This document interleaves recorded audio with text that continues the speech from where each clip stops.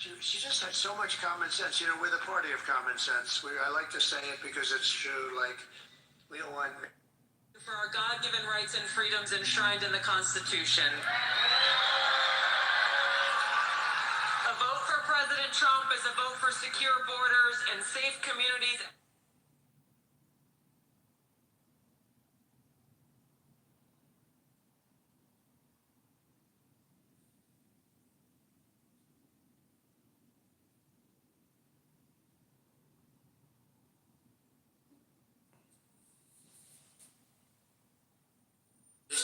W's only, you know I've been winning. They said that I couldn't do it, so I went and did it.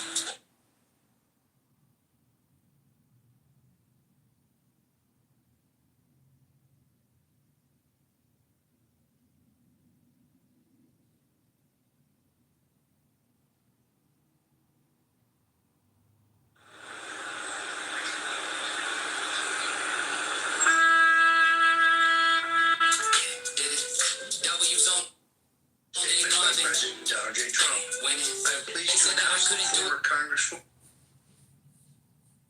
so I went and did it. W.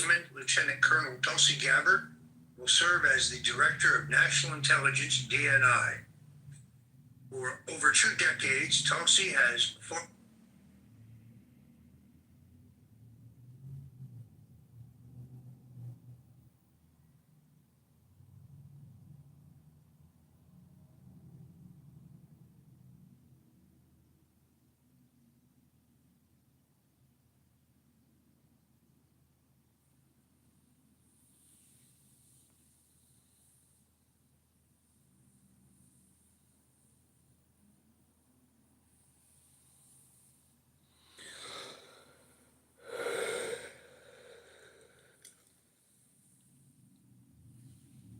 Senator Harris says she's proud of her record as a prosecutor and that she'll be a prosecutor president, but I'm deeply concerned.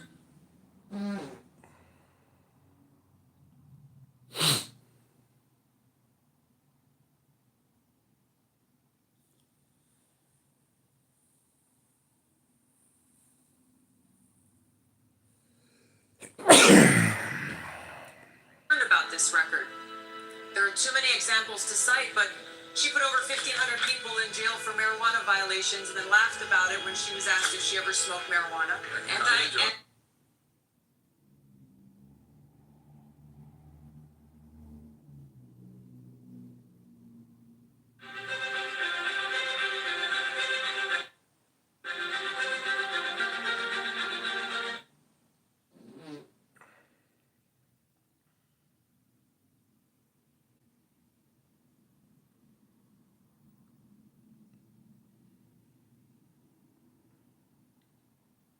For our country and the freedoms of.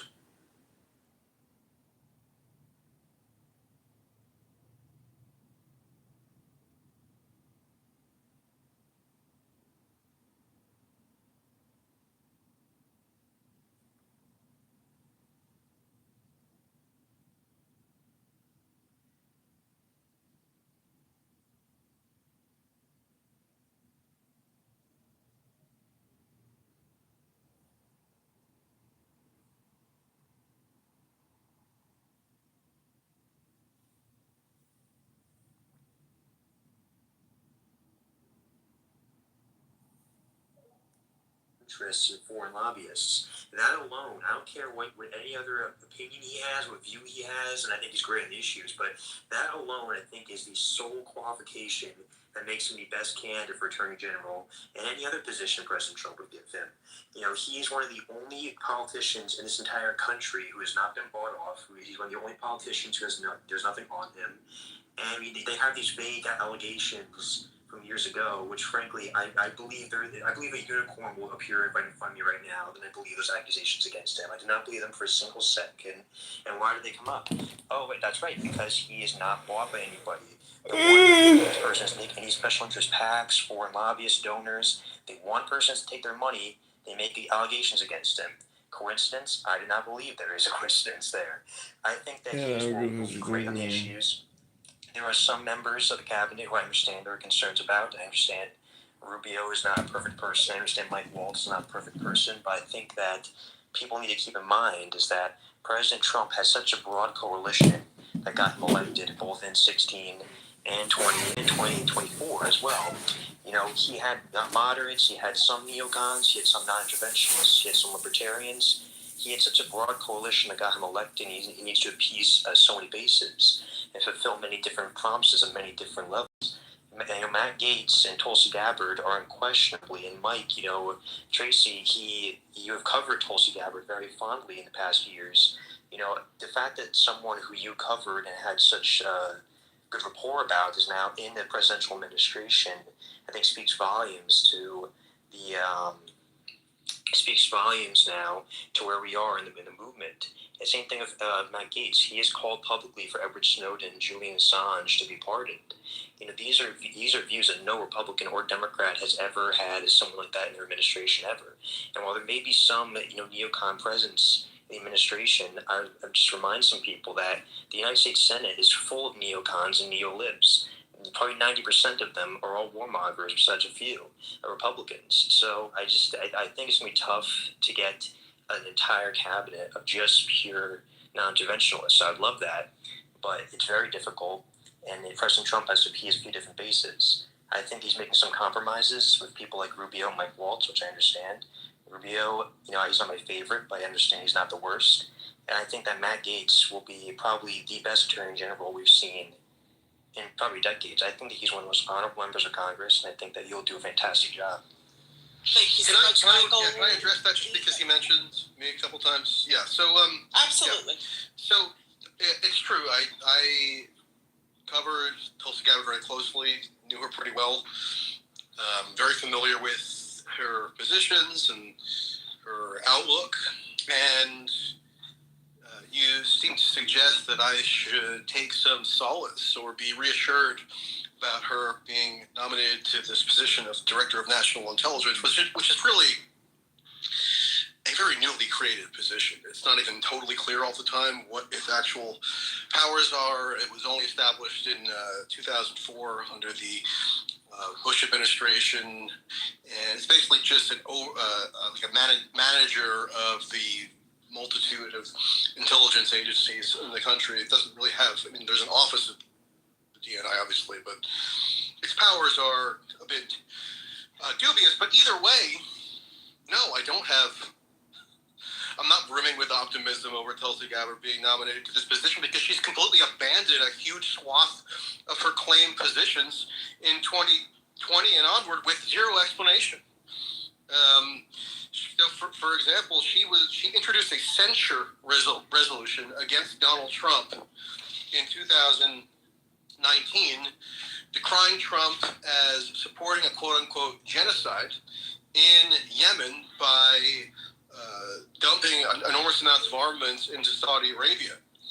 Now, if Tulsi Gabbard is now going to be claimed to have had this epiphany, you would expect some explanation for what now differs in this version of Trump as it relates to Saudi Arabia, because all the available evidence indicates that Trump is going to be even more aggressively supportive of Saudi Arabia. He said that he wants to even bring them into the so-called Abraham Accords framework, which is falsely portrayed as a peace framework, but is really an arms deal annexation framework in exchange for normalizing relations with Israel among Gulf autocracies. And so, if Tulsi Gabbard is basically just willing to overthrow so many of her core beliefs that I covered extremely closely for a long time without offering any public explanation other than she was seeking advancement in the Republican Party, then no, all that indicates to me is how capriciously politicians who seek power will abandon their previously stated convictions. So no, I don't have anything optimistic to say about that at all. But just as a retort real quick, and I understand where you're coming from, Tulsi, and I've seen her speak, maybe not as closely as you have, but over the years, but I've seen her speak at rallies, at CPAC and everything, and she's made it clear that while she has done those things in the past and had her views on President Trump in the past, she's also, grown to know him more and change her opinion on him based off just getting to know him more, and also just not listening to the party establishment's view on him and breaking away from that. And she makes it clear that she has not and still does does not agree with him on many things, and that there'll be people in his administration that she probably won't agree with, and even position he takes that she won't agree with, and that's why she wants to be in there as a check and balance to make sure that that things go at least at the best favorable option as possible. And I think that her position is that she's trying to be a check and balance in the administration. That it does say something that President Trump is even willing to just give her a seat at the table, whereas the Democrat establishment and probably 90% of the Republican establishment that wants nothing to do with her. Well, if she no longer believes that Trump was facilitating genocide, then she ought to explain why she's retracted that belief. Instead, she hasn't explained it at all. When she converted into a Republican campaign surrogate over the past couple months, she largely was just lambasting Kamala Harris and Joe Biden, which is fine. I've lambasted them as well. But she never gave an explanation for what has supposedly modified her position on Donald Trump. I mean, she literally said that Donald Trump had disgraced the U.S. military by turning them into mercenaries who were plundering Syria and other countries at the behest of multinational corporations in Saudi Arabia. Trump's record hasn't changed since she said that. So if we're going to be optimistic, then we should have a bare minimum standard of consistency and forthrightness among politicians rather than just cheerleading their self-serving advancements for power.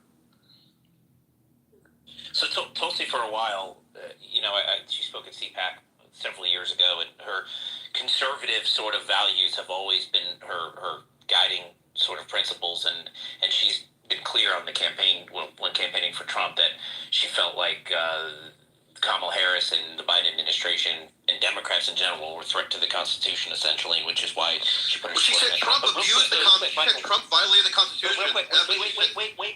Can I moderate this for a second and just say? Wait, let me talk for a second, then everybody else can talk again. I got some information on recess appointments. This is important based on what we're talking about. Thomas Massie was interviewed a few minutes ago, where this was posted by Clown World over on X. But the question the reporter asked Representative Thomas Massie, he said, "Will Matt Gaetz be confirmed by the Senate as Attorney General?" And he says, "Doesn't need to. We recess, and he's Attorney General. Suck it up." And so on that note. Recess appointments, if people don't follow them, the Constitution allows vacancies to be filled by recess of the Senate, and it grants those commissions which shall expire at the end of their next session. So essentially, what happens is the Senate recesses, and as everybody knows, and I just want to give a background on this because this is relevant to the entire conversation, then we can get back into the argument. But what Trump is asking for and what he demanded he asked of Thune and he asked of Scott was whether or not he'll have the ability to do recess appointments. And Thune has indicated his willingness to do recess appointments. And what that'll look like is Senate recesses, and then rather than wait for the Senate to reconvene and then they have the confirmation processes and the fights, what happens is basically they can temporarily, up to 2 years, appoint all of these nominees.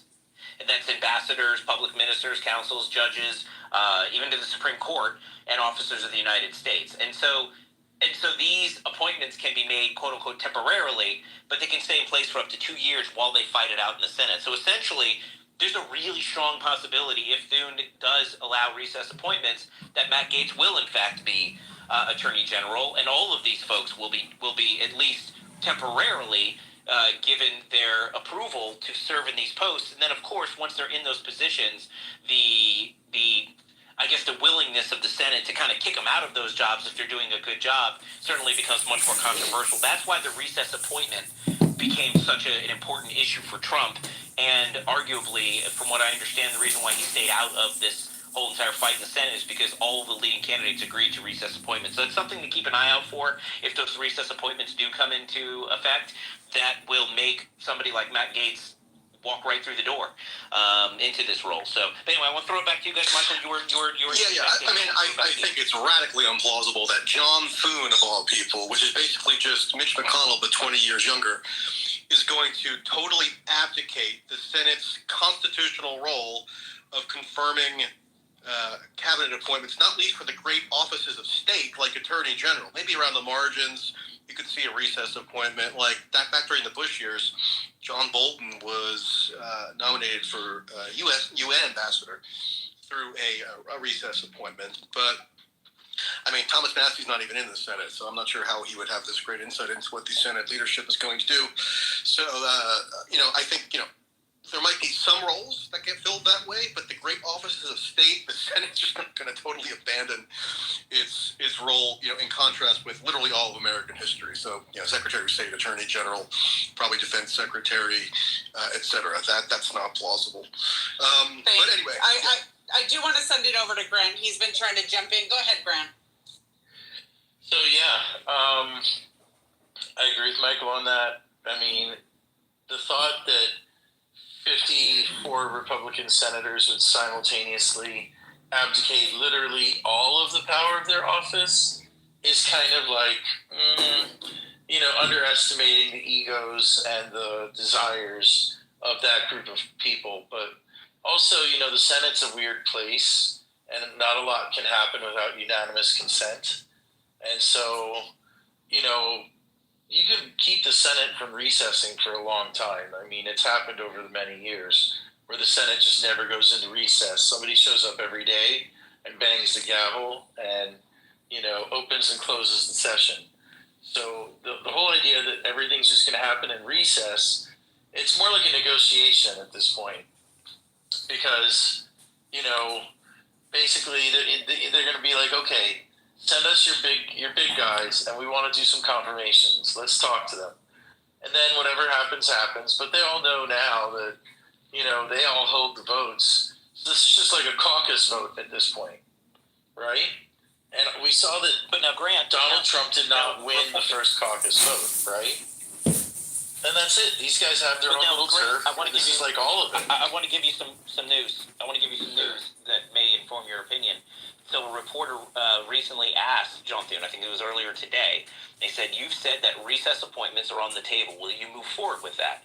Thune said, we expect a level of cooperation from the Democrats to work with us in getting these folks installed, and we'll explore all options to make sure they get moved and, quote unquote, quickly. So he's indicated that that's not an answer to your That's question. not an answer, though. Right, exactly. That is not an answer. I can't answer your question if I don't finish my sentence. So what he suggested is, it seems as if he's going to, at least before Congress is what do you call it? I'm sorry, but recess appointment. So basically, in, let's say, adjourn Congress, there is no recess appointment, right? So it seems as if in this situation, what Thune is suggesting, that he will attempt to work with Democrats to get the cabinet put in place, and if not, they could at any point recess both houses and then do recess appointments. That is an option. So to what I was suggesting is, it seems as if he wants to work with Democrats, and I was articulating I was actually supporting your argument that he will try to work with Democrats rather than do blanket recess appointments, but it doesn't seem as if he's written them off, almost using it as a negotiation tool to get cooperation from Democrats. But go ahead, Grant. Great. So exactly what I said, which is that these senators are not going to give up one of their main powers to anybody, because this is their little turf and they're going to protect it. And then, you can get a few outliers that they like that nobody else likes that they're going to let slide through. But, overall, I don't know how much that matters or not, but I'm going to say this. I think the best thing for America is to let all of these people that everybody thinks maybe aren't the best people to do it, let them do let Trump appoint all of them. Let them go through the process with the Republicans. Let the Republicans affirm all of these people however they want, because now the Republican Party owns it. This is the Pottery Barn theory right here. You break it, you bought it. And so let them be responsible for all of this. Let the American people see who Donald Trump is choosing and know that this is all his doing, whatever is done. And then we'll see what happens. I mean, I think that the first Trump administration had an extremely high turnover rate for the highest level of political appointees, like grossly out of whack even compared to the Bush administration or, the first Bush administration or Clinton or anybody else. There was a high rate of people being chased out of high office the first time around, and there was a lot of picks that everybody said were too cautious and didn't do what Donald Trump wanted. Grant, So you're now they're thinking going to get more to a point everybody midterms, Trump right? wants. Right, Grant? You're thinking this will affect them in the midterms. They'll have to own who they've nominated, who they've placed to these cabinet positions, and you think it will hurt them in the midterms, yes? Not only in the midterms, I mean, their goal is to do a lot of things in the first 100 days. You can do a lot of things in 100 days and find out what happens within a short amount of time. And so we're going to find out in a short amount of time. I mean, they have a very big, detailed plan. It's almost 900 pages. It's pretty radical. When people find out the checks stop flowing, they're going to just know. And then they're going to pay attention. 14 million people tuned out, didn't vote. Okay, this is going to be the hot stove election. The stove wasn't hot. Matt Gaetz, targeted by the deep You're state. going to get burned. Well, the stove's about to get hot. Keep touching it, just waiting for it. As Attorney Thank you. General. Go ahead. CNBC. Welcome. It's been a while. I'm so happy. Boy, this just spoke a few minutes ago. They are going to be crafting. I think it's like a very interesting time. Department of Defense Directive 5240.01 signed into law this Wave of enthusiasm. But sort of seeing reality to the millions of illegal aliens that don't right to resist in our country in violation of federal law. and then they come to govern and then do something a little bit differently. I think a lot of these appointments, for the most part, are pretty in line with the first time around, right? Like Secretary of State Rubio, he's kind of in there with like a Rex Tillerson and Mike Pompeo, very similar, right? And I think some of these other like the John Kellys from the past. You got Rick Perry. I remember it was like Betsy DeVos at education. Everyone's like, Jesus Christ. So I think some of these people, whether or not they get appointed or not, some of them he's trying to feed the base. But look, I think this is sort of, in my opinion, the top, the market top of MAGA, and we're going to start seeing reality setting where people have to make compromises and they have to govern, they have to build coalitions, and they have to talk. As much as we want the expectation from Trump supporters that he's going to use the bully pulpit and on day one solve all kinds of problems. If they were solvable in day one, they would have been solved already. These are sometimes very complicated problems with deep set interests, and you can see that just what's happening in the Senate, right? His pick didn't win. It's John Thune, who's a very down the line conservative, classic neocon Republican, and I think it's kind of interesting to see the surprise and the guffaw from MAGA people. This was always going to happen. He's always making promises he couldn't keep. None of this would be surprising for anybody. And let's hope that this coalition works together. I'm worried a little bit about some of these big personalities making these big grandiose problems and not really being able to do any work. Coming in and saying they're going to cut this or fix this problem here and there, but basically show up for a few days and then get on their jet and fly off. I worry about that. The country needs focused leadership and focused attention on all these problems. And I hope that these big egos and big personalities don't clash, and we just see essentially a clusterfuck of personalities and arguments where nothing gets done, and we limp to the midterms. So I hope that doesn't happen. I hope that the country does well. I hope that he does some of the things he said he was going to do. I hope he doesn't do some of the things he said he was going to do. I'm hopeful about what's going to happen in Ukraine. Maybe the appointment of Rubio is a statement to that the United States will keep its commitments to its allies. But this surprise shouldn't shock anyone. I think I'm calling the market top for MAGA now. I think it's going to start to reality again, and we're going to have to govern and make some compromises and just run the country as we always have to. We also want to make sure that they're good luck to Trump, and I hope he's violation. Mickey, actually, I want to ask you a question related to that. So you kind of briefly pointed about foreign policy. I just really want to get that from your point of view. I think because we've had a lot of spaces Tuition costs at colleges and universities have been exploding. A lot of them, for a lot of them, obviously not all the appointments, but at least a lot of the National Security Advisor, the Secretary of State, even the Secretary of Defense kind of appointments. I think there's kind of two underlying things, at least, that we're seeing is that they're very hawkish on Iran and China. And I wanted to see if you kind of agree with that, and if that kind of pretends to kind of this what kind of foreign policy that the Trump administration might have with these cabinets. does it look like they're going to be very hawkish on China and in the situation in the Middle East? If anything, not only in Iran, but the appointment of Mike Huckabee as the ambassador of Israel, kind of the special envoy for the Middle East, it's very clearly a very pro-Israeli cabinet. I think we lost Mickey. All right. I don't know if somebody else wants to go there. Or hey, David, if you want to go to somebody else, I have a question. We can welcome Grant Cardone to the stage. Welcome, Grant. And I'm not sure if you heard all sorts of questions. You're welcome to jump in on it, or if not, if you want to get caught up, that's okay too. Yeah, no, thanks for having me. I'm just listening. Awesome.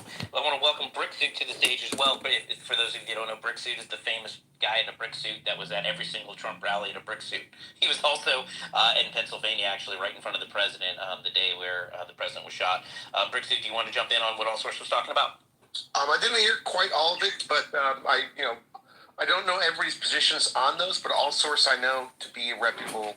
Let me replace it. And you know what, Mickey? I think Mickey dropped and he's here, but or Brick or somebody, Brick. Because I think one of the aspects when we're talking about like all this, we've had these spaces before, and I think one of the aspects that kind of gets neglected is foreign policy. And if anything, the president of the United States, the most power he probably has, if you look at it within the Constitution, his authority as commander-in-chief, is in foreign policy, and I think it kind of gets neglected in a lot of these conversations. We talk about domestic politics. Yeah. So I think, so my question is, it's gearing towards what we're seeing as kind of two underlying issues within the Trump administration with these picks.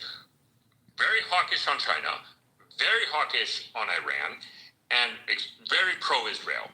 Right, so if you there's a lot of people that were kind of hoping, Trump we're going to prioritize kind of a ceasefire with the Israel, Gaza, Lebanon. That does not look like it's taking shape. Again, it's just the transition into time will tell. But it looks like we're seeing extremely hawkish Iran, China, and very pro-Israel. Well, one thing I have noticed from just a lot of these most recent picks is these guys are millennials. I mean, they're like older millennials. And Hegseth is 44, so he's at the very edge of Gen X.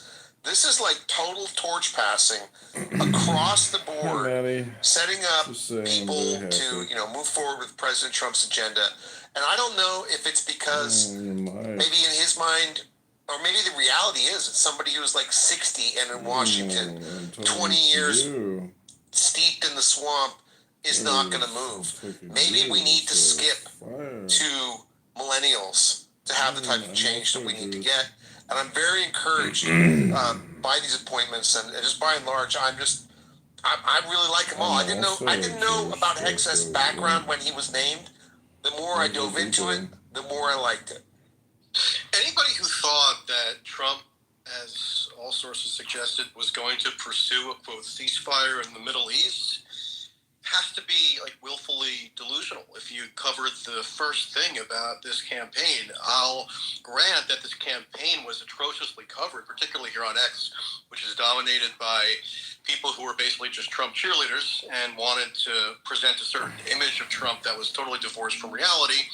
But nevertheless, I mean, if you simply covered what Trump said, who he was surrounded by, who he was taking hundreds of billions of dollars from, millions of dollars from, such as Miriam Adelson, there was no ambiguity as to what the policy would be with Israel and Iran. He was pledging to escalate the war to the extent that Trump was able to go to Michigan with imams and say that he's going to bring peace to the Middle East and end the war.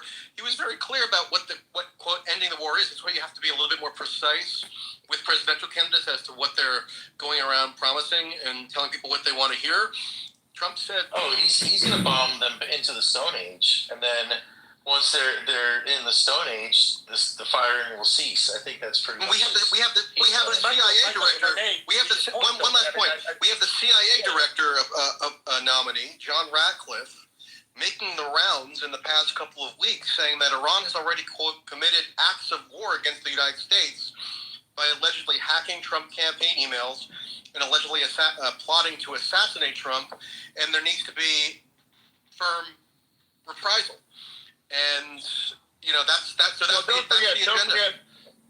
don't forget that when President Trump was in office and Iran did shoot down like a $360 million drone, and Bolton wanted to go to war, Trump said no. So, I mean, it's not all about fomenting that conflict. Was that before or after he decided to drone assassinate the top Iranian general? I mean, it's always, of course, a bit of a mixed bag. Trump has replaced John Bolton with somebody who has virtually identical views. I think John Bolton even said something positive about Mike Waltz in attesting to their ideological similarity on virtually every foreign policy issue. I know.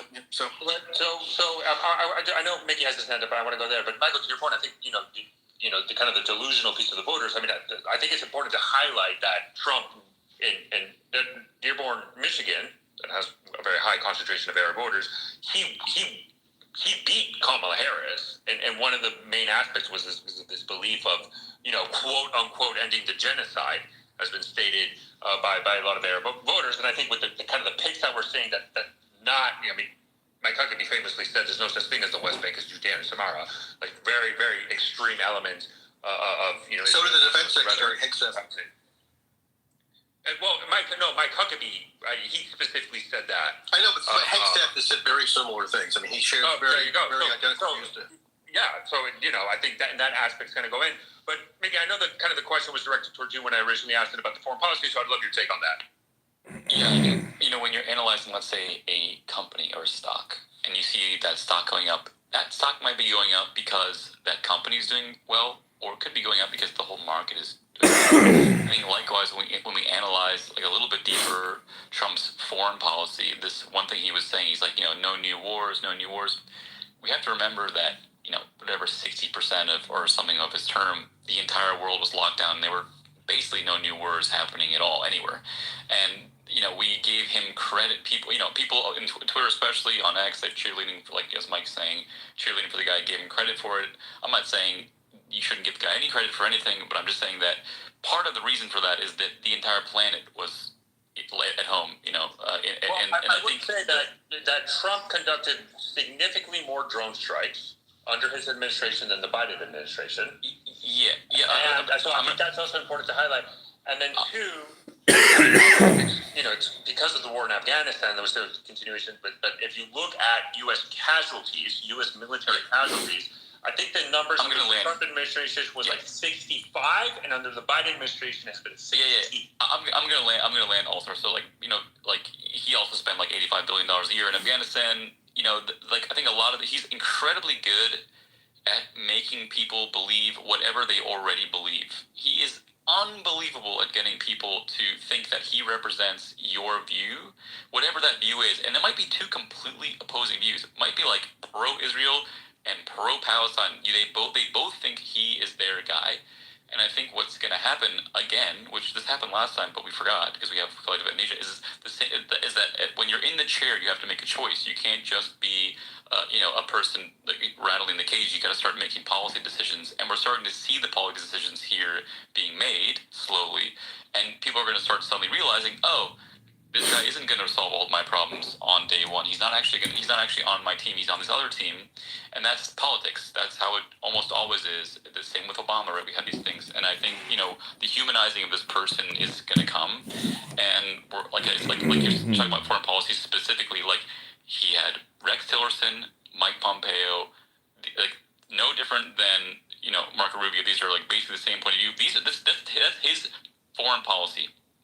That represents it. We have enough to suggest that's who he's in that chair, and there should be no confusion about that. Well, Marco Rubio is a much more committed interventionist ideologically than Rex Tillerson was, so that's a real shift. I'm not sure. I'm not sure. I mean, maybe you're right, but I think they're all in the same family. These Rex Tillerson was the CEO of ExxonMobil. He didn't have a record advocating for interventionist policy in the Congress. Marco Rubio has been doing that for the past 14 years. So if there's any difference between the first Trump administration and this one, it's that the incoming Secretary of State is a much more reliable and committed interventionist. Well, he fired Rex Tillerson, right? And he hired Mike Pompeo.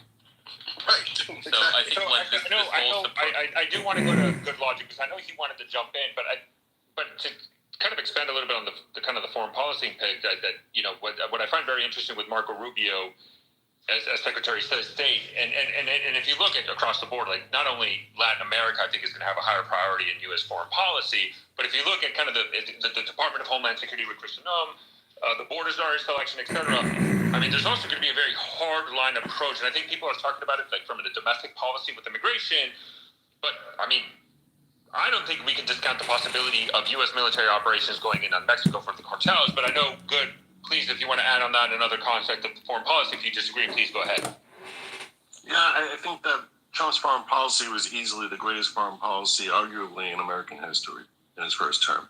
This guy literally ended ISIS without the loss of a single American life. I heard someone there say, well, lockdowns for 60% of his administration. Lockdowns happened in the last year, which is roughly 25% of his administration. And to say that because there are lockdowns, that means terrorists are no longer going to be starting wars, or no foreign adversaries. They're going to be like, no, we can't go to war. Everyone's got the flu. No, that sounds ludicrous. I don't understand where you're coming from. People forget just how terrifying ISIS was when Obama left the White House. They were the most terrifying threat on the globe, and he ended it without a single strike, which Michael Tracy calls attacking some Iranian general or something like that. It's laughable when you consider that he played Iran perfectly. One of the biggest mistakes that people in the West make is that they assume that everyone in the world has the same mindset as a Western mindset, which is silly, and it's a foolish way to approach foreign policies. You need to understand that the mindset of a Christian Western mindset of everyone just wants to have peace and prosperity, and that's what their agenda is just completely belied by history and facts if you actually open your eyes to it. Or the reaction that people will have to how you deal with them, that people from different cultures will react the same way to it, is very silly. And that's not to say that one value or one culture is superior to another. It's not. It's just different, and you need to be alert to that. The same way, if you go in the Middle East and you go shopping in the Middle East, you're going to be haggling. If you go into Best Buy and you try haggling, you look like you're a lunatic. Does that mean that haggling is a bad thing, or is there anything wrong with it? No, quite the contrary. If anything, both the buyer and the seller feel as if they sort of gained in the exchange, and there's some sort of benefit to it. Similarly, when it comes to dealing with the Middle East, one of the differences they have there is that there needs to be this sense of respect that they have there. So what happened with Iran was he basically wiped out ISIS, let them lash back at him, and cause no harm to American life, just do some financial damages to some of their bases, and then respond and said, okay, you just got your hit back at us. If nothing further happens, we're not going to escalate this. That is the perfect response, because he enabled Iran to save face that, hey, we struck back at the big giant of America, and we hit last, and they were too afraid to come back to us, and that's the PR message they can send to their people. And at the same time, no Americans died. That's a win-win. That's perfect. There's no more perfect way to play that scenario. And yet people are questioning his foreign policy. I don't understand where you guys are coming from on this. Can I respond to that since you mentioned it? Though that strike against Al-Assad Air Base did injure 200 Americans. All right, I just want to respond to that since I was mentioned. I agree that Trump's foreign policy was perfect if, for example, with respect to Iran, what you support is the dramatic escalation of tensions and antagonism with Iran. Trump imposed drastic sanctions on Iran. Sanctions are a tool of war. Tulsi Gabbard, in one of her final pieces of legislation that she introduced before she decided to abandon her previous beliefs, she introduced legislation that would have effectively unraveled the entire U.S. sanctions regime. I posted it earlier today if people are interested, because according to Tulsi Gabbard at the time, no longer, but at the time, and she was correct, sanctions imposed huge suffering on the populace of the country to which the sanctions have been applied.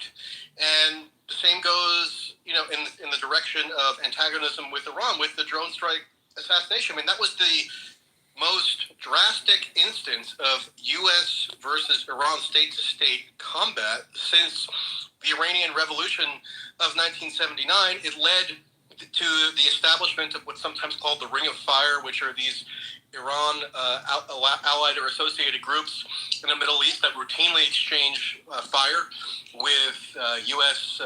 military assets.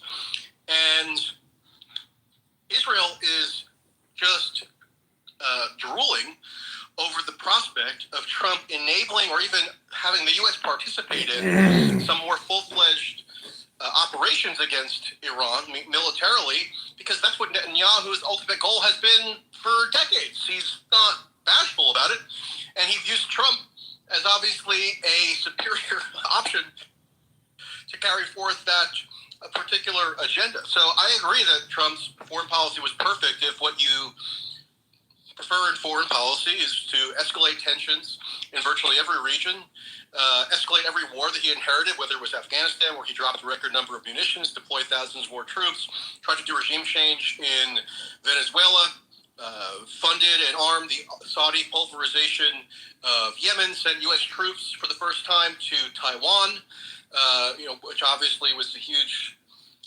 antagonism against China, and on and on and on with this. He expanded NATO twice. So if you like that kind of stuff, sure, I agree that the foreign policy was perfect. Started arming Ukraine, moved U.S.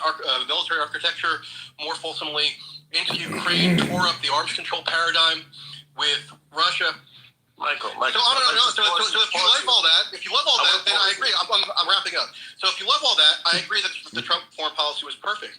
If you have this fanciful notion, however, that Trump was this paragon of restraint or quote-unquote anti-war, when he actually adopted Liz Cheney's position in this campaign, said that he would have kept a permanent occupation force in Afghanistan, whereas, for all his faults, Biden did end that war. But even, and on and on and on, if you view Trump through the prism of someone that's going to be bringing, restraints and anti-interventionism, and you look at his picks for Secretary of State and National Security Advisor, probably the two most powerful foreign policy positions in the government, with National Security Advisor not even being subject to Senate confirmation, so it's a total reflection of Trump's predilections, then it's in some ways arguably even more interventionist than George W. Bush when he entered office in 2001, and even more so than Trump when he entered office the first time in 2017.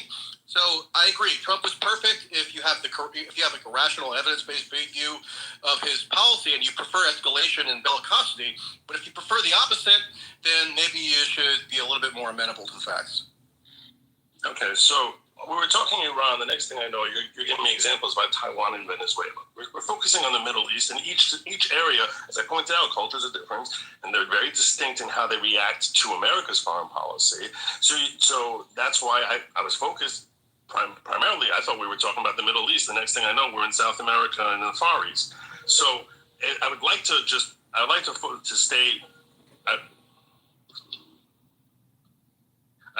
sorry, I just got a call that came in. I'd like to stay on the Middle East if we can, and we can start exploring around other areas of the globe. And I want to preface this by saying this: I do not like the Marco Rubio pick. I don't like the Waltz pick. I don't think either of them are good. However, the point that I was making is that historically he has surrounded himself with some of these war hawks, and yet he did not start any foreign wars. Now, you want to say that escalation of bellicosity all of a sudden now is tantamount to the same thing as an invasion or some sort or commencing some sort of war. I think that's an absurd position, because you're pretty much taking an assumption that there is not continually, has not been for several decades, if not centuries, in these areas, bellicosity and hostility that we here in America are unakin to and creating environments that we here in America are unakin to ever experiencing. So, I mean, there's in the Middle East, and I'm not just talking about since the creation of Israel, even before Israel, amongst various factions of Islam, there's continual battles. The idea is to avoid as much as possible that we end up getting involved in any of these conflagrations, and that in general that there's not a threat to world peace to the extent, and this is from the perspective of looking at America first and concerned about our interests, is that none of these conflagrations should ever escalate to a point where they actually are going to involve American entanglement in any way that's, frankly, as little as possible with respect to American entanglement. That the only time we should have American entanglement is when it's very directly affecting our interests. And frankly, I'll tell you right now, at the time that we went into the Middle East in 2001 under Bush, I was supportive of it. And then as I learned more about it, as I got older and matured, I was able to appreciate the fact that I actually think that was terrible. That was a terrible move, and that Bush was going in there for the purpose of of financial interests and stoking Americans' fury over 9/11 and using that as a basis to go in there. So I've become far more about, I don't want to say isolationist, because I don't think that staying out of foreign affairs is a healthy thing for America. I think America's interests are, by and large, to be as removed as possible and look at our intervention there as a last recourse, which is why I don't love Marco Rubio, I don't like Waltz, and I don't like the people he surrounded them in their ideologies. My point is that he seems to have exhibited in his first term, he exhibited a capacity to surround himself with these lunatics like Michael Bolton, and I think you would agree with me that Michael Bolton is a freaking lunatic, and yet at the same time not drag us into any wars. And I think that what he does is, it's possible that he uses their rhetoric as basically the barking dog, which he keeps a firm leash on. And I'm hopeful. I don't like these picks. Like I said, I like a lot of the picks that he has domestically. I think that going in with Gates as the head of the DOJ, I think that's designed practically to troll the left. I like Homan a lot and where he comes from with respect to removing to taking care of the legal immigration process. I don't like these picks who deal with respect to foreign affairs, but I'm hopeful that he's going to continue, much as he did in his first term, to use them as the barking dog. And I'm landing my plane here. He'll use them as the barking dog and yet keep a firm grip on that leash. I want to, Grant, you have your hand up in there. I want you to jump into the conversation.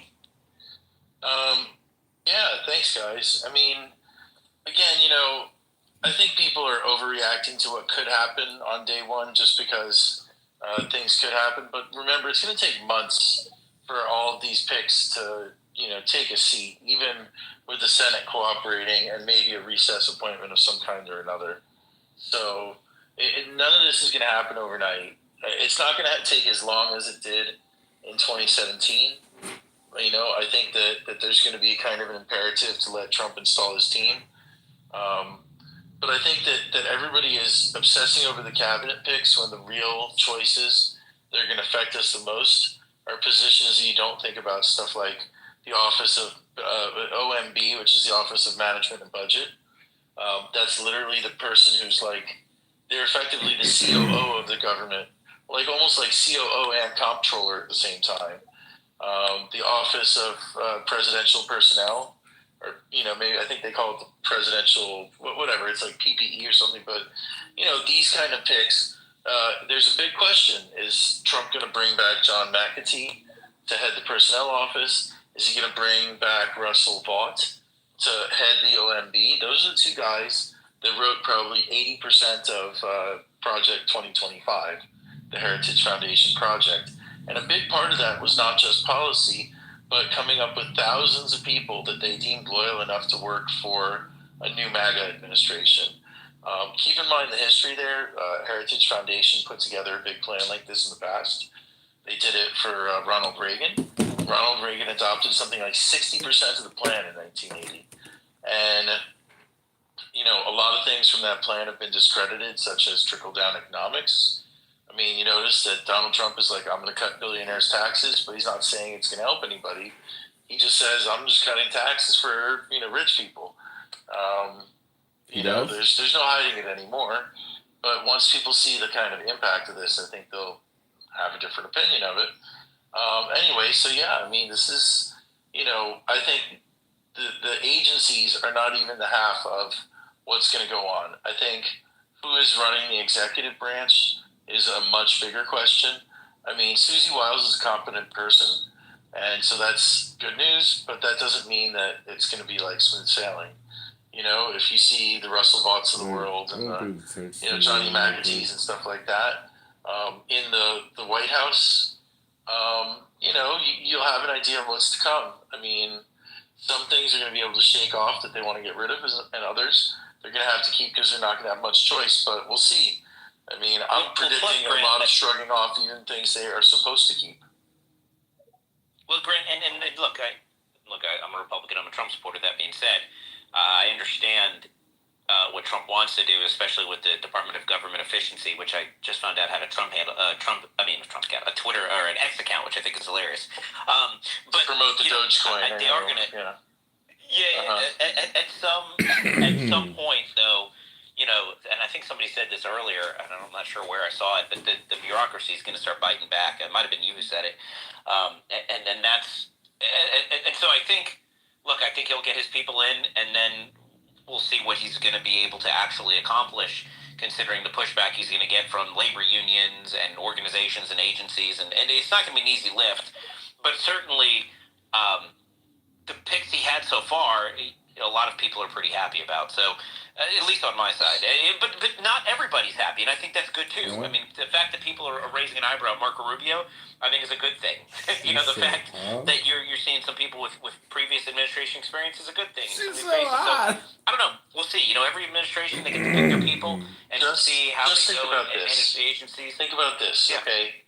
Every single person who leaves an elected job, right, and goes into this administration at the beginning, may be out of government within 6 months to 2 years. Or something? I mean, the average Trump cabinet official did not last 4 years. The average Trump cabinet official probably lasted 18 to 24 months. Can't be well.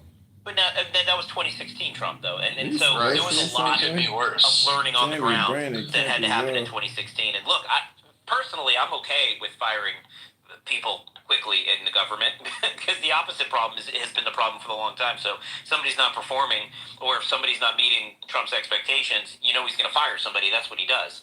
So I think that's good for the American people. The American people want an efficient government that represents the will of the person that they elected by a majority to run the country. So if Trump fires people, he's not happy with people, so be it. That's what I think America's demanding at this point: accountability and a government that works for them. So this is what the American people wanted. This is what the American people voted for. And I think that by and large, the American people are going to be pleased to see a government that's leaner and works better for them. So I think that's what they want. I think the American people are frustrated. Now, I say not just Trump supporters. I think the American people are frustrated by a government that hasn't delivered for them in the way that the Trump delivered for them between 2016 and 2020. And when you look at the election and the choice they had, and I'm going to go to you, Jess, in a second. If you look at the election and the choice they had a choice of continuing Biden's administration, essentially, with Kamala, or re-electing Donald Trump, and they knew what each administration was like. And overwhelmingly, by a larger majority than in 2020 and in 2016, the American people said, my life was better with Donald Trump.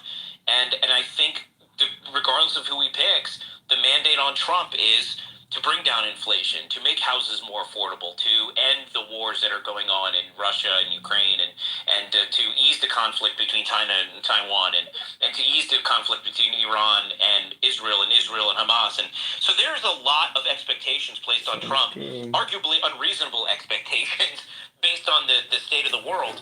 But if Trump is able to deliver on those expectations and make people feel, whether or not the facts would say the economy is good or bad, make people feel that the economy is working for them, I think at the end of the day, I think people are going to be happy. And I think that's what the American people are looking for.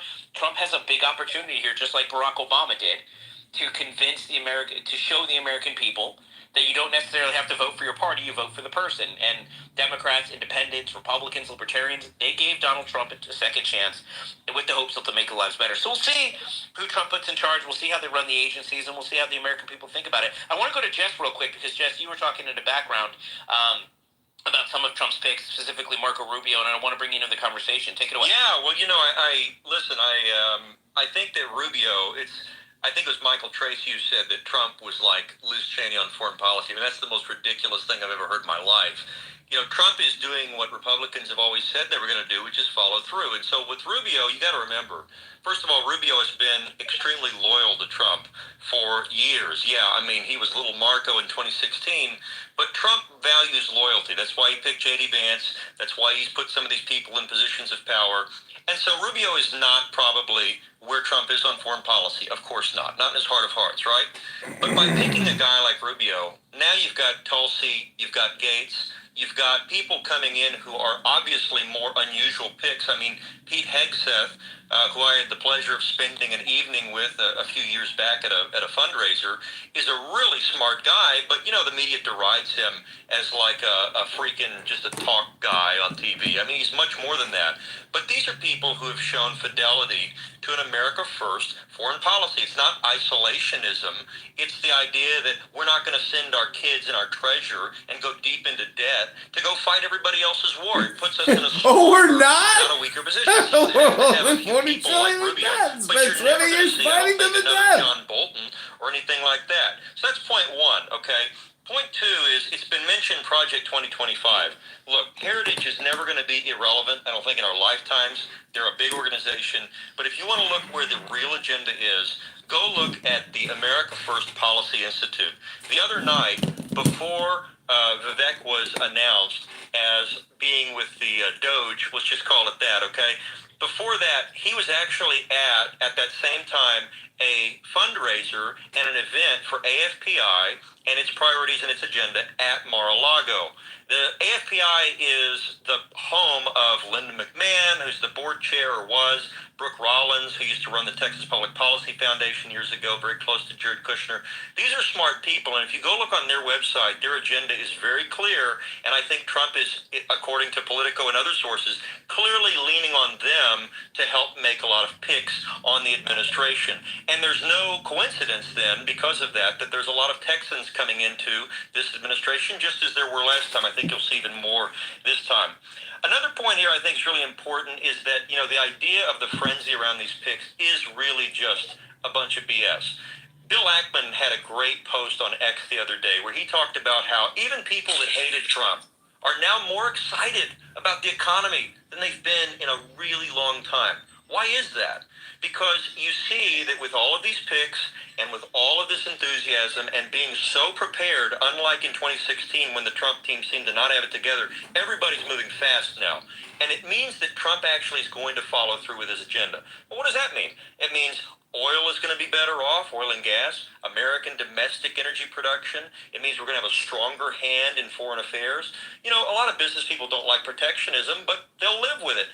Did you see just the other day that Steve Madden Shoes is divesting most of its factories from China to other production places like maybe India or to the United States? They just made a big announcement that, you know, I think it's $3 billion a year that they bring in. They're moving their factories now. These kinds of things are happening every day, and it's only been a week since the election. So this is why the left is correct. Can I respond because I was mentioned again? Correct. Thank you. Yeah. Yeah, go ahead, Michael. I love it, Michael. I love how it's like a debate. You're like, I was brought up. I get 30 seconds. Hey, I'll take it all on. No problem. So, contrary to what Jess falsely said, I didn't say that Trump and Laney was just like Liz Cheney. What I said, and what is factually true, is that when Liz Cheney was in Congress, when she was chairwoman of the House Republican Conference, she was a stalwart defender of the vast bulk of Trump's foreign policy. Of course, that all got memory hold in the past few weeks when the Democrats bizarrely decided to trot out Dick and Liz Cheney and have Liz parade around with Kamala Harris in the swing states, and then Trump started attacking her as his big supposed ideological foil. But when he was in power, Liz Cheney and Trump were on the same page on many foreign policy subjects. One area where they did have a substantive disagreement was on Afghanistan.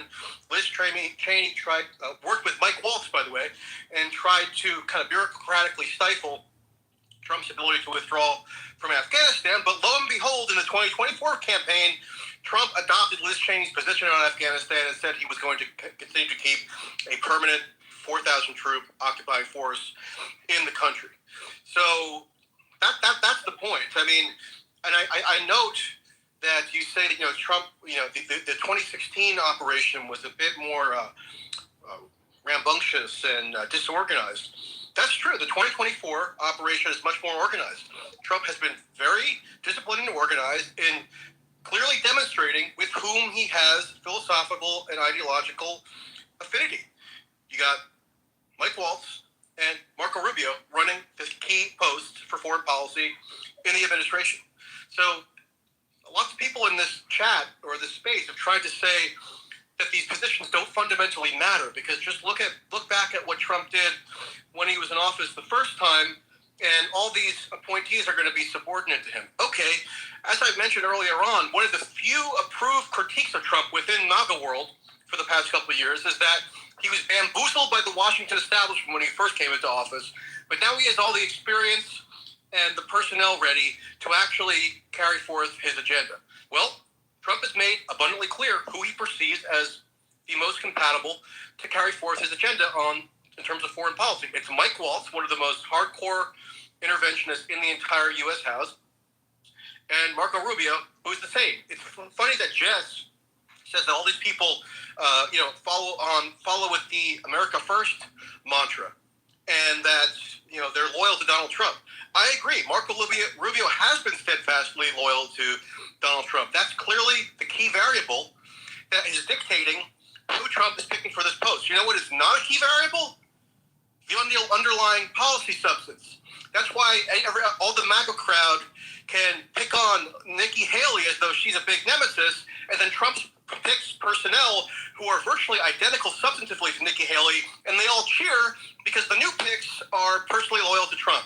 So I agree that personal loyalty is the decisive variable and not the underlying policy substance, because as Marco Rubio has demonstrated, the paradigmatic, quote-unquote, neoconservative in the U.S. Senate for the past 14 years can just overnight do a rebranding, essentially, declare himself America First, and all the MAGA followers will just eat it up. So, Michael, let's let Jeff respond to that, Michael. Hold on.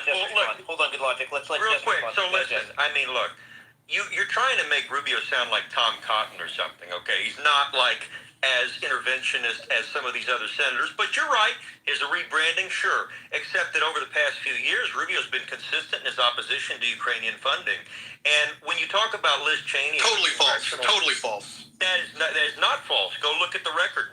Rubio did an about face and started opposing it right along with all the others that were opposing it. He was right there. But let's talk about the Congress, okay? These members of Congress, I was at the 2016 Republican convention, and I'll never forget, because there was a big Cruz contingent, okay? And I was with the Texas, I was around the Texas delegations where I'm from, and everybody was all in favor of maybe Cruz can still pull this off or whatever. That was like kind of the sentiment. And you could see everybody kind of change overnight, crestfallen. Oh man, it looks like Trump's got this. All those members of Congress acted like they were going to oppose Trump, as he went on, because they were so sure that he was radical. They all ended up basically becoming, go along, get along acolytes in the Congress. Why?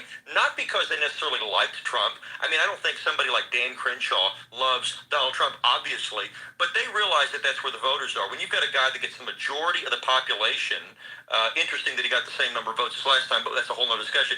The majority of the population voting for him, you have no other choice. A guy like Don Bacon, who somehow hung on over there in the Omaha district, and yet that was won by Kamala by 8 points, 9 points, but he managed to get reelected, very moderate Republican, okay? Don Bacon freaking had to endorse Trump. Why? Because if you don't, you're going to lose all the privileges that go along with being in the House caucus. And so fundamentally, you talk about these interventionists.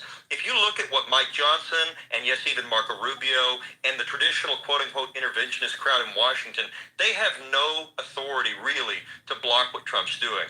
They went for his Supreme Court picks, even though they had some skepticism behind the scenes, they still voted for them, and they're going to end up voting for Trump's foreign policy. But the other thing to remember, of course, is that as the commander-in-chief, they don't really have to. So a lot of this is going to be done by Trump without their intervention anyway. That's why Tulsi Gabbard's a radical pick. One other point real quick on this, David. Tulsi Gabbard, not a few months ago, was still regularly being discussed as a Russian asset by the Democrats and by the neoconservatives like Bill Kristol. Okay? Just a few months ago. Now she's going to be the DNI. Wow. That is a radical Actually, pick. Hillary Clinton just said someone is a Russian asset, and she went and sued Hillary for that. And lost. Pretty funny. Dropped the suit, I thought.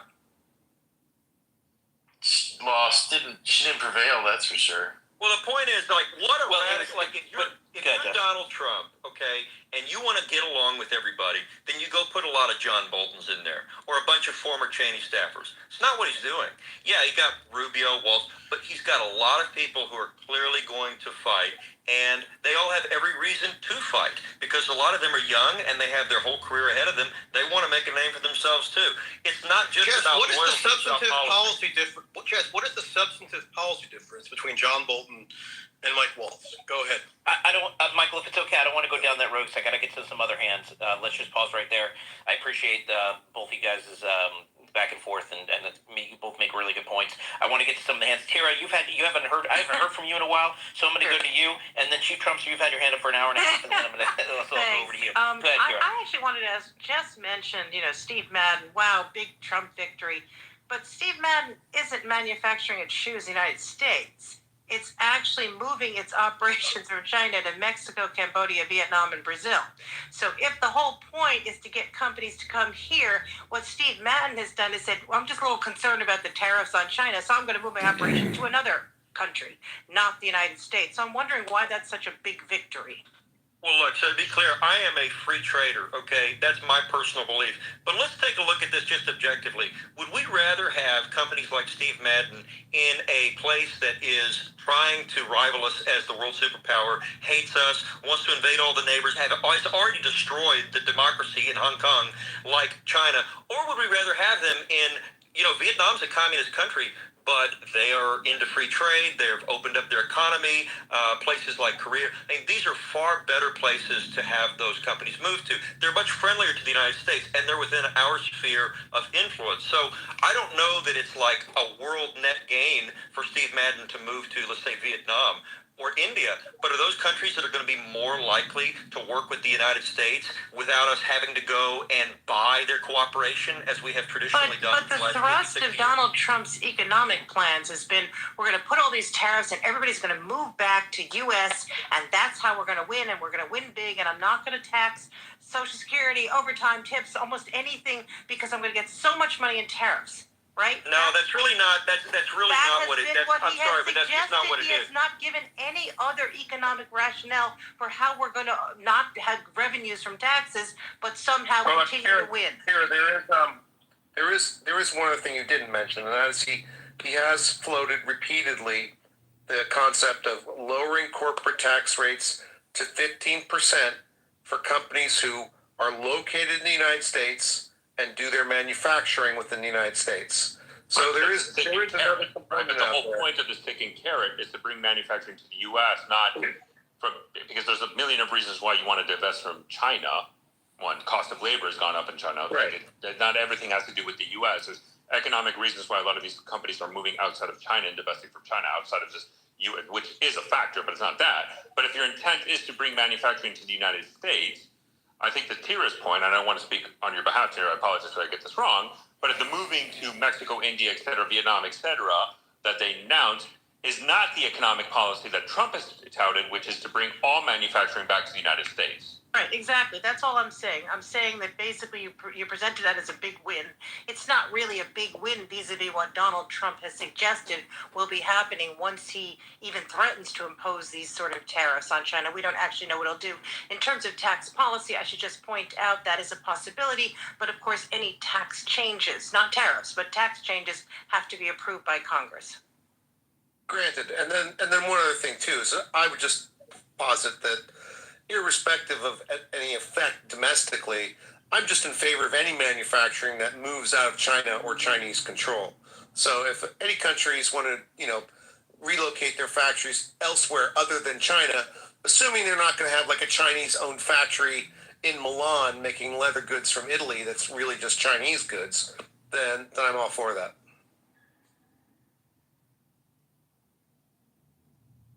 Thanks, Rick. And hopefully nobody's talking. I didn't hear them, so I didn't hear anybody talking. So if I did, apologize. Chief Trumpster, I'm going to go to you, and then we'll go over to you, Javon. We haven't heard from you for a little bit as well. Go ahead, Chief. I will say on the tariff part of things, I do think that it's a good thing. I think contrary to most people, I think the tariffs are a good thing to be using because China has them on us for a long time, and a lot of countries have been taking advantage of us for a very long time. I think that with the tariffs, especially for chips and other things which we rely on with other countries, it's also a security aspect too. I wouldn't want all of our manufacturing to be outsourced from China and have sensitive information on chips, which China could probably get access to essentially. So I think aside from the necessity of bringing jobs back here, or gets to start manufacturing by incentivizing American production of goods, I do think there's a security aspect to the tariff proposal. So I actually am in favor of tariffs all around.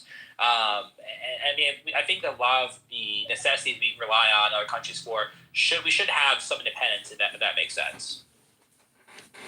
So actually, But I think, so Chief, you kind of brought this aspect of security, and so I'm going to kind of leverage that a little bit to kind of just pivot to another conversation, because I know there's this whole aspect of economic policies, et cetera, and manufacturing in the United States, but this aspect of security, and I think, when we're tying this to the earlier conversation about kind of the interventionist policy, non-interventionist, American first, et cetera, I think one of the aspects that we're really not talking about that I think is a little bit concerning, and kind of pivoting to what I cover, is that there is a serious, we haven't really seriously talked about this, but there's a serious risk that the United States might conduct military operations in Mexico against Mexican cartels.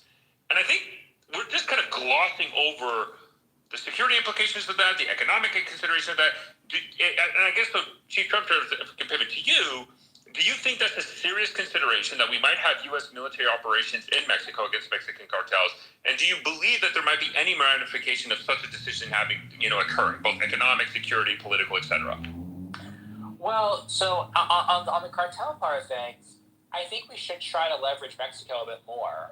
The problem is I don't want to have our own men and personnel or equipment being at risk in any way, shape, or form when it doesn't need to be. I think that Mexico, we could put political pressure onto Mexico and get them to, basically step up the pressure on cartels, and also to help with border security in some form.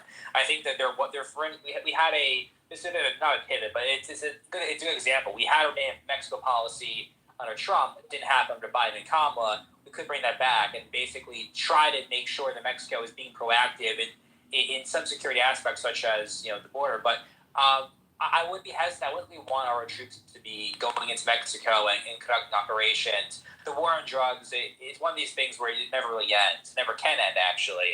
There's always some drug dealer or some drug group trying to go and get power, or if they smuggle drugs into America. So I wouldn't really want our troops to be in there. I think we should try to take alternative approaches to it with getting Mexico to do a lot of the heavy lifting, and maybe provide some intelligence support, but nothing really involving direct personnel or anything that would get our own people killed or hurt, if that makes sense. No, absolutely. Jamin, I know you were next, so please go ahead. Yeah, just to your point, because I think this is a good one. We're, focus cartels, I think, is like addressing the symptoms rather than, confronting the problem, which is we have an issue with the Chinese pumping fentanyl into Mexico and having the Mexican cartel sell it. For me, I think that when it comes to military action, I'm a fan of, I'm a realist. I think that's the school of thought that I grew up in. I think that we should be cautious, when we're using our military, and when it comes to the potential that Americans will die. Like, I think that our focus should be on Asia. It's the preeminent region of the world, and what I think the national security picks that the president has chosen to indicate is that will be taken seriously. Rubio is not a dub on China. Congressman Waltz is not a dub on China, and I hope that other folks like Elbridge Colby will also be members of this administration, so we signal to the Chinese that we mean business. I also think someone like Pete Hegseth, who has the potential to be our next SecDef, has also spoken at length about the threat that China poses. I mean, that is the real existential threat to America moving forward. When it comes to matters, we were had an earlier discussion about industrialization, reshoring, and whatnot. I think it is a net positive if American manufacturing does not depend on the country that is trying to replace us. That is a net positive for American citizens. We do not want the Chinese to have too much authority over our industry and, by default, the American people. Like, these are all good things. And so I know folks like Grant were talking earlier about how these picks are extreme and all this other stuff. I mean, I disagree with that. The American people gave President Trump more votes than any Republican in the history of our country. And that means he has a mandate unlike any Republican president in the history of our country. I fully expect him to carry out the agenda that he ran on. And let me just make this comparison really quickly. Unlike Kamala Harris, who ran on Joy and then quickly Hitler, platform. So it's not like it's a surprise that he's appointing people to execute that vision. Last thing I'll say is this. We keep talking about the Senate and the House and what they'll do, what they won't do. Again, the mandate that President Trump has won makes it very clear to every single person in office today that going against President Trump and therefore the American people, is essentially career suicide. I would want the representatives that we have today who were elected with the promise that they would execute the president's agenda. I'm not saying I don't respect the separation of power. I'm not saying any of that. What I am saying is, as the American people across the country, last week was our opportunity to voice what we want to happen in this country. We've made it very clear we want to see President Trump's vision enacted, and I would hope that members of Congress understand the sentiment of their voters and they execute that vision moving forward. So I don't understand why we're acting like members of Congress are somehow not connected to the president's agenda. I mean, we won literally both houses of Congress because we had a strong candidate like Trump at the top of the ballot. He dragged a lot of these people to the finish line. So I would hope and I expect them to support most, if not all, of his agenda. Of course, there will be differences. Some districts are more moderate, some different. But at the end of the day, let's be honest here, people. We elected all of these people with the expectation that they would work hand in hand with our chosen president to get the agenda done. That's what I want to see. I think that's what the majority of America wants to see after the popular vote went to the president, in addition to the Electoral College. And I fully expect that's what we will see. And by the way, I want to make this point as well. It wasn't just like Trump winning. It was a complete referendum on on Trump, his ideology, and Republicans all around. We have the House, the Senate, and the presidency. And I think we did in 2016. We had an opportunity when we had all chambers of power to make good policy changes and to really do good work. Didn't go against the way we wanted to, unfortunately. Then now we have no excuse. It should have been excuse. Now we have. And Chief, just to add on that point, because this cannot go understated. 1/3 of every person of color who voted in this election voted for President Trump. He has a mandate, I think, unlike he had in 2016. In 2016, a lot, there was the whole fear mongering.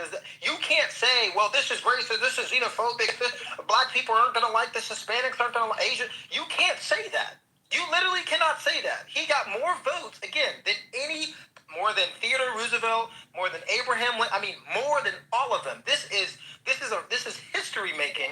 And again, he's built a coalition that doesn't look like any other Republican president in modern American history. Why did he get less votes this year than in 2020? He didn't. In fact, the only person that got less votes in this election was the Democrat ticket, which, if you want to get into that, we can jump into it, because I'm still trying to find out how Biden got 81 million votes when President Trump in 2020 also got more votes than any other Republican candidate in history. So he broke records twice. He wins one, doesn't win the other time.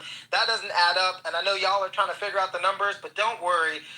Republicans have been trying to figure out the numbers as well since 2020. So, hey, Javon, I digress. Javon, I just want to comment real quick on what you said, because I'd love to hear your thought on this. What you said about Trump being a policy candidate is so true. That is such a subtle but totally correct point that nobody makes, because that's really why he won, isn't it? Because Trump actually was so well defined. There weren't a whole lot of people that were like, well, I'm not really sure, or whatever. Like, they might not have liked him, but they voted for him. Even some of those people, they didn't know what Kamala thought even until the end. And that's why when you looked at the polling, there was all this undecided group that was undecided on Kamala. At the end, they broke against her, and the left said, oh, it's not going to happen, the polling's fixed, whatever. But, I think Trump's definition actually helped them, don't you think, Javon? Absolutely. What Americans decided on November 5th was we wanted to go with a candidate and who we knew where they stood on a variety of issues, whether you liked them or disliked them. But I've talked about this in other spaces before. Kamala's problem, this is something Mark Halpern has said, is her indecisiveness, but I would go a step further and say she was really caught between a rock and a hard place. The rock being she's a radical California liberal, and most of America is not going to elect somebody from the West Coast to run this country. The hard place is she couldn't run as Biden's successor because the man had under 40% and the 30% approval rating. So what does that mean? It means you run as we all see now, the results, the FEC filings. She paid all these consultants millions of dollars, and I believe that they advised her to run as this ambiguous, amorphous figure on joy and happiness. I have to jump in though, because I find this this argument of, I would agree. I think that one of the issues I do have kind of with this, the issue of policy, one, let's not forget that during the debate, Trump said he had a concept of a plan, a concept of a healthcare plan, number one, which is a major political issue in this United States, right? Is it still a major political issue? Yeah, I don't think it is right now. If you're going to repeal the Affordable Care Act, yes, it will become a major issue. So that's number one. We're taking Hold on, one let me finish. So the concept of a plan, and then two, Kamala Harris did have stated a lot of policy. I don't think it got enough airtime. I think to be honest, if you looked at the rally, What's her policy on the border? Let me finish. What's her policy on the border, for example? The bipartisan bail. And then the executive order Democrats that voted you can criticize. You can That Democrats voted against. Hold on. You asked the question. Let me answer it. Let me finish my point, and then you can ask. Which bipartisan bill? There was two of them. Like, y'all just throw that out the there. second one, and then the first one actually after. Then the executive order under the Biden administration. So that's number one. So that's going in. It wasn't the mass deportation. Hold on. Let me finish. It wasn't the mass deportation. I can tell you that much. Which would be very interesting to see how that is implemented. Number one, because I find it very funny that we talk about like, oh, we need to pivot to Asia. You want to do a mass deportation, which the conversation is bringing in the military. Nobody's talking about the whole Title 10 posse comitatus issues with that. You can't federalize the National Guard because then they would be under Title 10, which applies posse comitatus. So it has to be under state orders under Title 32. So the logistics and the legality and the authorities to do that just completely goes over everybody's head. Or we could just enforce existing laws on the books using national sovereignty. We're protecting our national sovereignty. What are you talking about? Also, I was trying to mention something because a claim was made that Trump won the most decisive victory since like Abraham Lincoln or something. I'm not denying that the victory was decisive. He did sweep every swing state, but he'll have won by a smaller margin in the popular vote than George W. Bush, the previous Republican to have won the popular vote, did in 2004. So let's not get. He got more votes than any Republican in the history of the United States. He got more. He won the election. I'm not doubting that. He got fewer than Joe Biden in 2020. Now I know they have the election fraud out there. There are more voters now. More people of color to vote for him than any Republican in American history. He swung the electorate to the right. Bush won by a larger margin in 2004. Any Republican in American history. This is like ridiculous right now. Now we're going to deny the historic nature of the victory. Stop for 1 second. I'll just point this out about what Javon's saying to clarify what he's saying.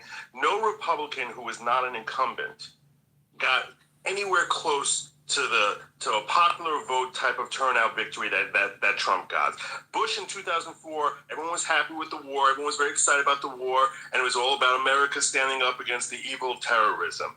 And Reagan in 84 had a thriving economy, and everyone was all excited about him. You cannot go back through history and find any Republican who's ever won the popular vote like the way that Trump has, coming in and taking over someone else's administration. Right. So, but that's not true at all. Reagan won by 9 points in 1980. He wasn't an incumbent. I mean, have you guys studied history?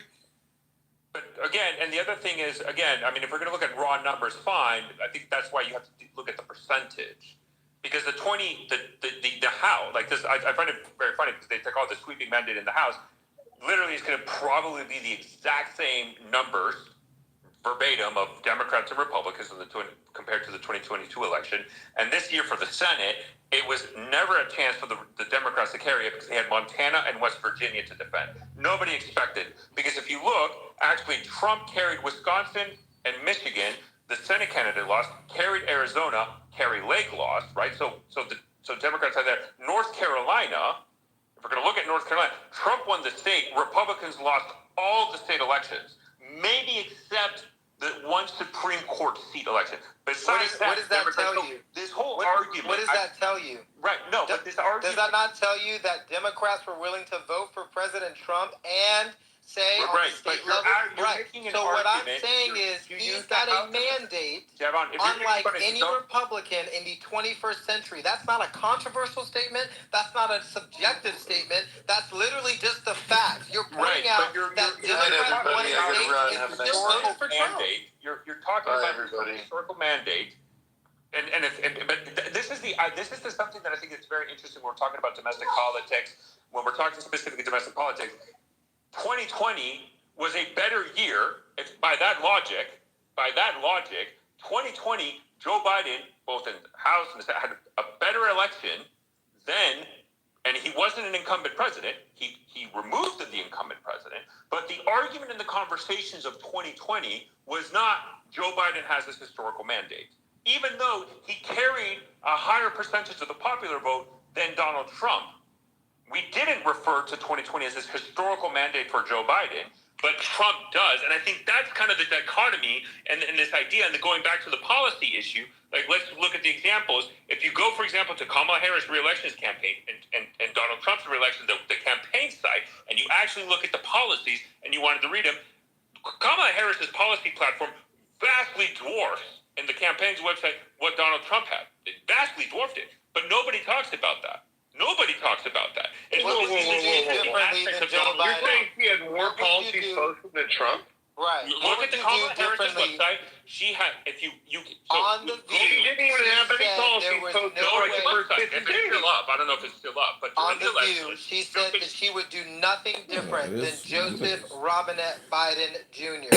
Stop pretending like this woman was a transformational candidate when she said she was going to be a and I bring up the concepts of a plan. Oh my gosh, dude! You're bringing up Fuck, one they issue. deleted my X account. But that's They fucking deleted my X account.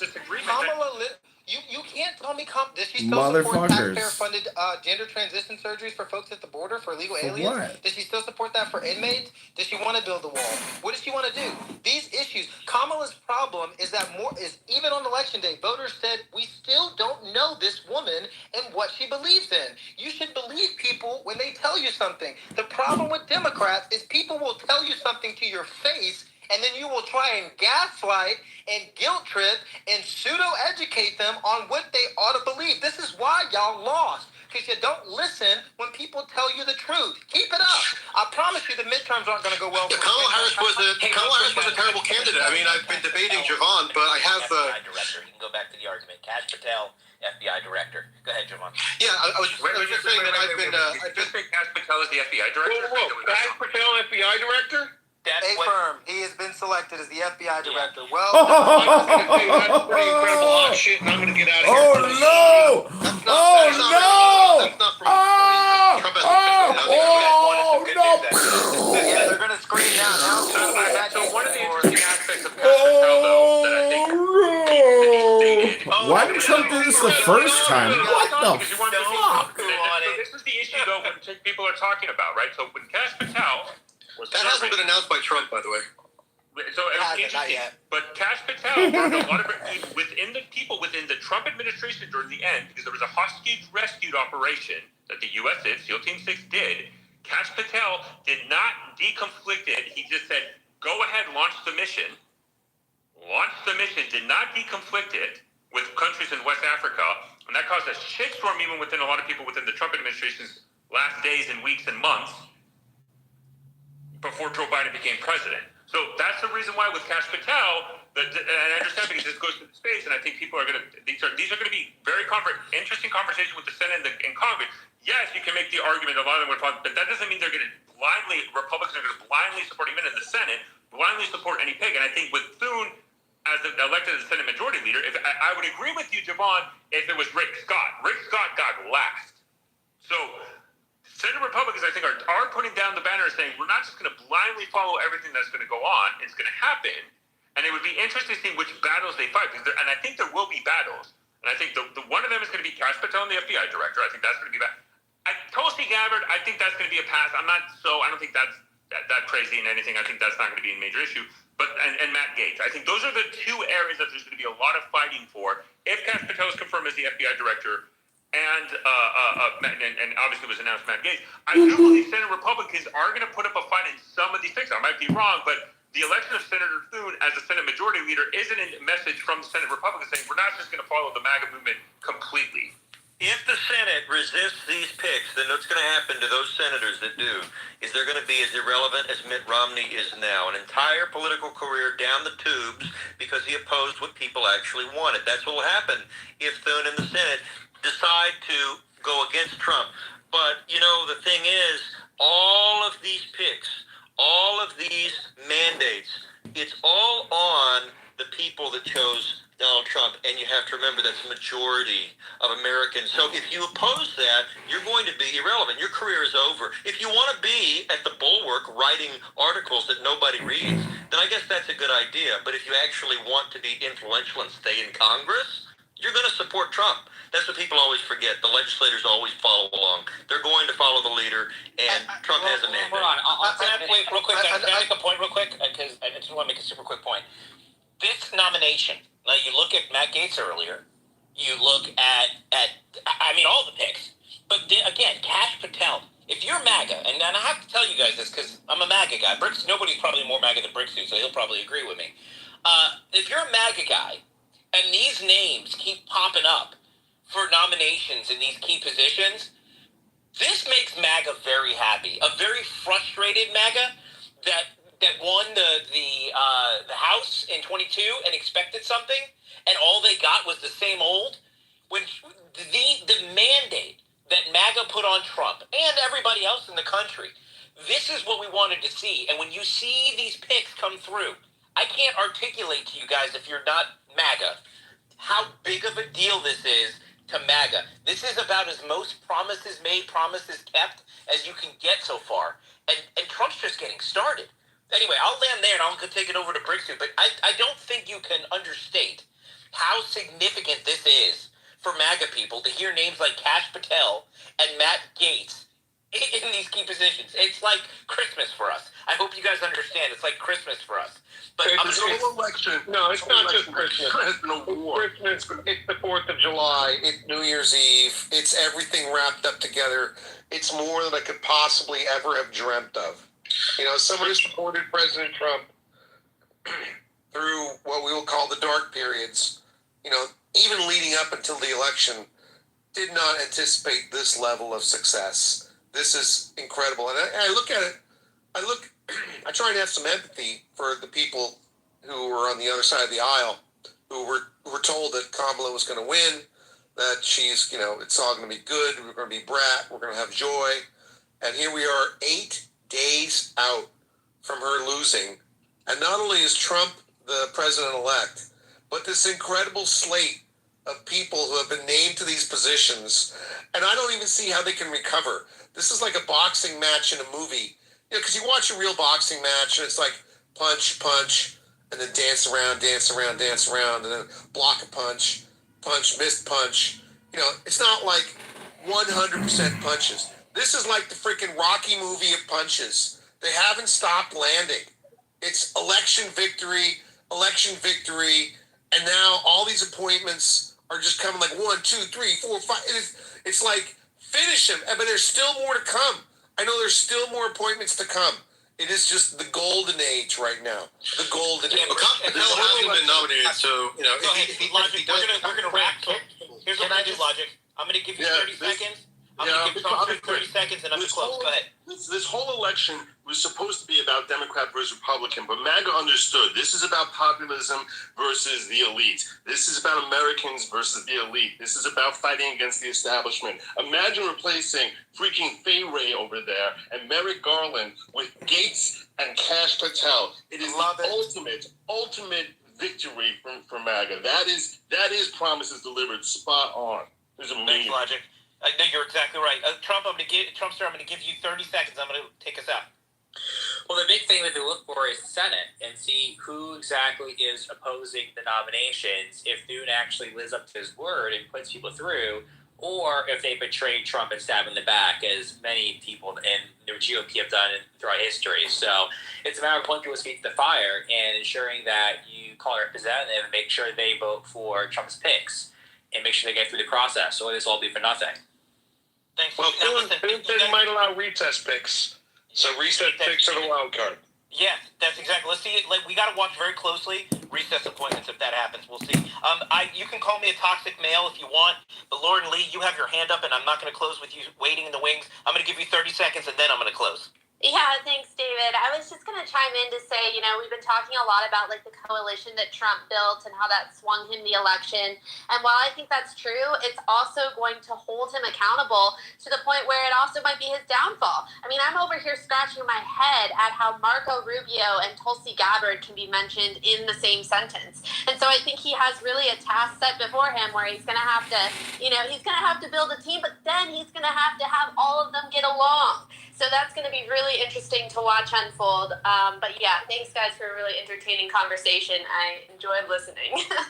Thanks, Lauren. Guys, I appreciate it so much. I really appreciate all of the different takes, too. We don't like echo chambers. We like the conversations and the challenges and the conflict. So I really appreciate all the dialogue. And look, we're going to keep having these conversations as these picks keep on coming. And we appreciate you guys so absolutely much. All sources, thank you for being here. Sarah, thank you for being here co-hosting. And you guys, thank you for joining us as always. I don't think these spaces would be half as interesting without all you guys and all the different backgrounds, all the different knowledge, all the opinions. And I can't thank you enough for it. Guys, don't forget, up above, if you enjoy our spaces, don't forget we have all kinds of things up in the nest. We have a Discord channel you can check out. Our team is looking for news people up there, up top. And don't forget to go and sign up for the Citizens Journalism Network up top as well. This space is recorded. You can always listen whenever and leave comments for people to read when they listen to the recorded space. Thank you guys so much for joining. We will see you next time.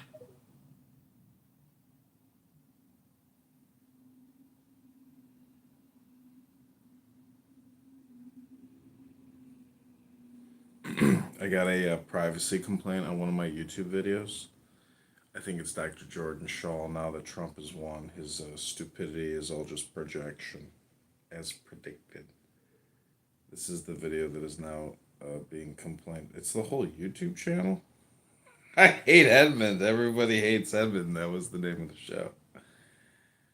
I don't understand why they can't actually view what. They already deleted it.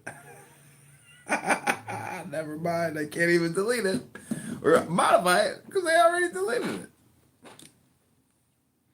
Okay, this has been another issue of Trump TDS Psychology. I can't thank you for coming to the Trump Derangement Syndrome Psychology Research Institute. We're hoping to research and educate all the low IQ fatties that absolutely hate Donald Trump and are going to spend all their time, day after day, hour to hour, watching everything he does and saying it's not a win, that it's a bad idea.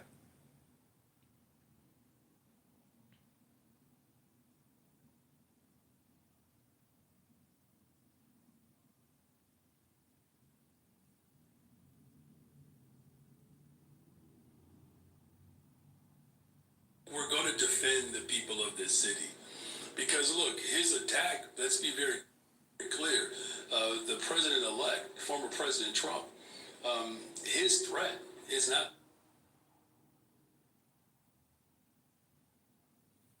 Uh-oh, Matt Gaetz is a Freemason. He's doing the hidden hand. Just towards new arrivals and undocumented. Okay, we're going to see if we can find any other spaces. I'm no longer using Clubhouse. Finished with it. Just fully exhausted myself. This is going to be my new shtick, restreaming X. Be a safe place for Jews. Okay? He was mentored by Zeev Jabotinsky, who was a pro-Israeli terrorist in Israel. He was the progenitor of revisionist Zionist school of thought. He thought that they should take over the broader area and achieve greater Israel. And by the way, this guy, Jabotinsky, he inspired the Irgun, the Stern Gang, the Haganah. These are all the first terrorists in the Middle East, and they take credit for it. The head of the Irgun, who was inspired by Jabotinsky, went on an interview and said, "We invented bus bombings, we invented hotel bombings." So these people are descendants of the people who were terrorizing the Middle East and creating Israel, right? And Irving Kristol, again, is the father of Bill Kristol and the founder of neoconservatism, and he was funded by the CIA, right? So, I mean, I don't even know if I should say anything else. I mean, it's pretty clear what's going on, you know? It's pretty clear what's going on. What's going on? I mean, people fighting for survival. What I don't understand about these Jew haters is why don't they criticize England, Spain, France, Portugal, and why aren't they doing anything for the indigenous populations who have lost everything in this country? And also, why aren't they complaining about the Roman Empire and what they did to the Christians for the first couple hundred years? I mean, there's so many things to complain about. This room is called Trump is a Jew Lover. Christians are secondary citizens. Yeah, that's what we were just listening to. Daily update with Love Majewski. Game night. Breaking news. Join quickly before they ban this. Big effect on my whole life and my whole house. I run 2 farms. All our farms are we farm with charcoal. So we order totes of charcoal.